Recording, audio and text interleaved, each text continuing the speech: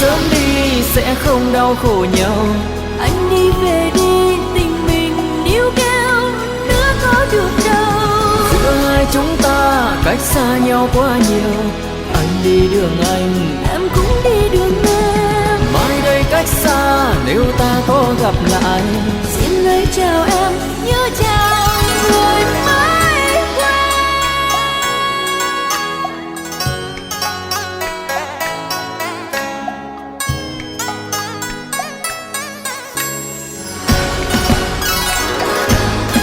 Một ngày buồn thật buồn trăm men đắng, nhấc bước chân đi về nơi ta hẹn gặp. Gặp để rồi chia tay thôi, xa nhau em ơi, tình mình níu kéo nữa có được đâu. Tình của mình em biết trước, có ngày hôm nay ta sẽ phải chia tay.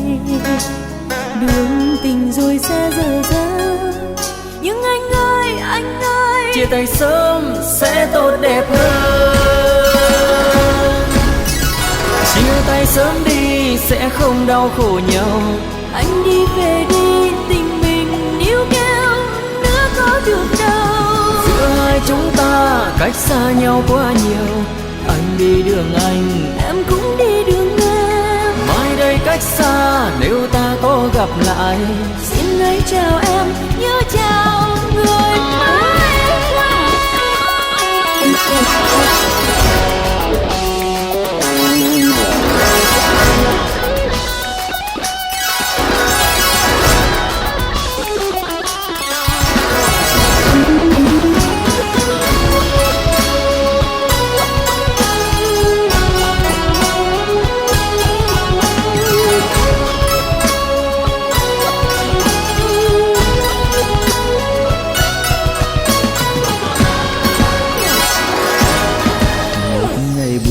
thật buồn trong men đắng, nhấc bước chân đi về nơi ta hẹn gặp.